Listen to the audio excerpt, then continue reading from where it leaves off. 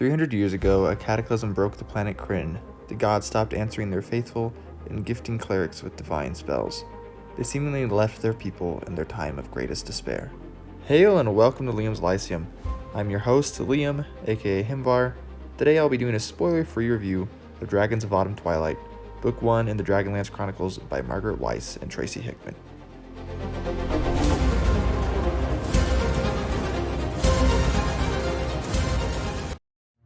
Dragons of Autumn Twilight is likely the most popular piece of Dungeons & Dragons bookcraft out there, even more so than the Crystal Shard. It is a classic epic fantasy novel published in 1984 by TSR and presently published by Wizards of the Coast. It was written in such a way to introduce the new Dungeons & Dragons campaign setting, Dragonlance, by authors Margaret Weis and Tracy Hickman. In short, the story is very entertaining, but it is also very different than the Forgotten Realms novels I'm used to. It's more heroic, more catastrophic, more derivative of Tolkien, and so forth. The book is divided into two parts called books. The first part introduces a group of friends coming back together after 5 years apart. They already all know each other except for a duo introduced early on in the treetop town of Solace. The characters' backgrounds of adventuring separately and together are explored in other books. The story gets going when a woman and her companion arrived in a mysterious crystal staff with seemingly magical properties. The staff may be connected to the rumors of war that has spread across the land. While I found Dragons of Autumn Twilight a little slow at first, it always held promise to be an interesting story. The writing itself was good, and the world building is set up very nicely, giving us a feeling of a lost state for the world, where the gods are silent after a global catastrophe. The final chapters of Part 1 had amazing endings, where cities fell, gods spoke, and people were reborn. This is a grand journey from point A to B to C. I was excited to dive right into the second part of the book. The second part starts off similarly to the first, a sort of echo, which was clever and fun. The story takes an interesting turn, and we also get a couple more members added to the party, all of whom are good additions for different reasons. The intrigue that is introduced was also really fun to read, since the limited views inside the characters' heads made it difficult to guess the culprit behind a betrayal. The plethora of characters makes it even tougher to guess. Having so many people in the party is one thing I liked and disliked, since I also forgot some on occasion. At its largest size, the party has as many as 12 people. Fizzban intrigued me the most, and Tannis was probably my favorite, along with Goldmoon. To be honest, at least in this book, I didn't see much reason why Racelyn seems to be the most popular among fans. The story very much follows the steps that players acted out around a table somewhere playing Dungeons & Dragons. Sometimes you can see the dice being rolled, and while there's often randomized outcomes, there was a problem of telling one thing and then showing something different. It made it so that foreshadowing didn't really exist and left me surprised with how the story went, but it was noticeable that some characters acted a little out of character when whomever was playing them's persona came through, particularly with Tannis and Sturm. There were several parts in the story taken from Tolkien and modified a little. There's several of these derivative scenes, but I mostly found these nice shoutouts to Tolkien rather than annoying and too much. For those who don't enjoy derivative works, just beware. Also, the writing is really plain, which isn't a bad thing, but for those who like flowery writing, this is very, very much not that, and in fact it rarely even approaches anything profound. But if you're looking for dragons, this has it. I hope that's not a spoiler since it's in the title. I appreciated that the main host of enemies was unique compared to typical D&D fare. Plus the gully dwarves were a nice and cute variation on the stout folk, and the kinder were a nice modification of hobbits and halflings.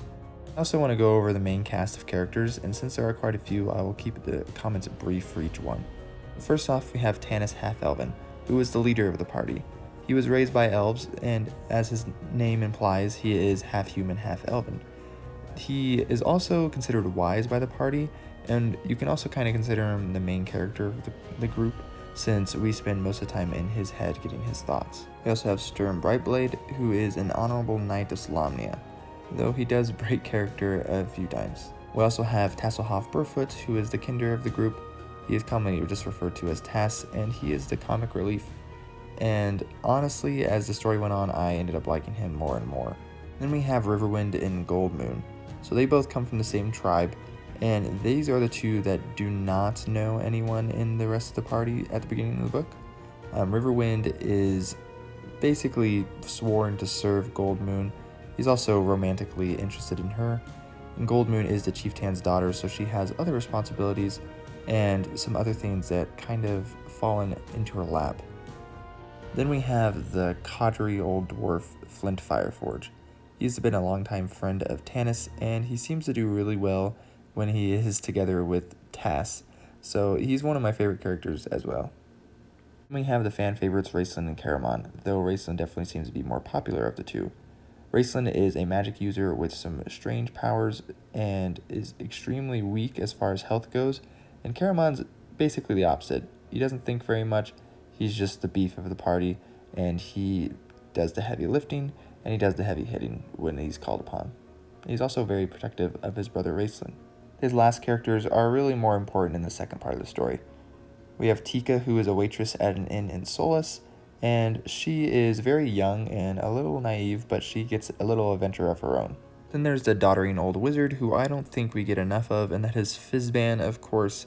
He is a very interesting character, a little mysterious, and again, more comic relief that later in the book spends a lot of time with Tass.